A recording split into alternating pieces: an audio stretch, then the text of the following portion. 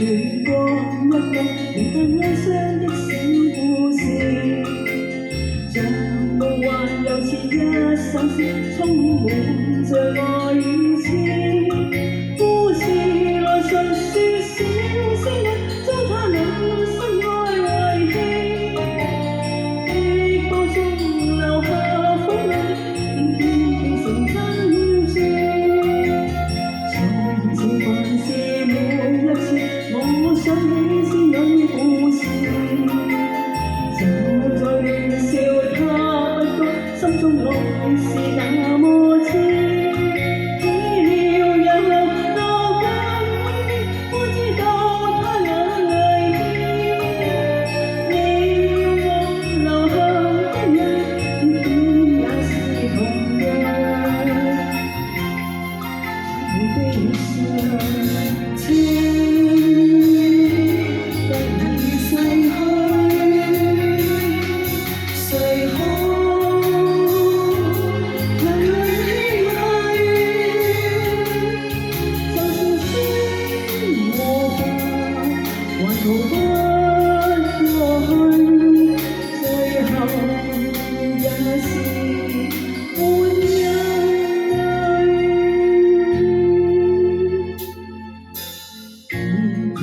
傳我心裏有個哀傷的故事，有像夢又似一首詩，詩中有萬串珍珠。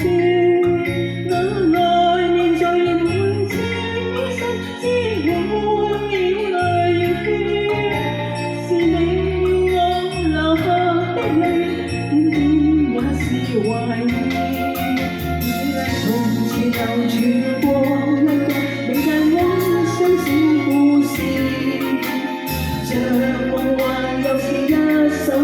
充滿着愛與痴，故事來述說小仙女，將她那深愛遺棄，激波中留下苦淚，點點變成珍珠。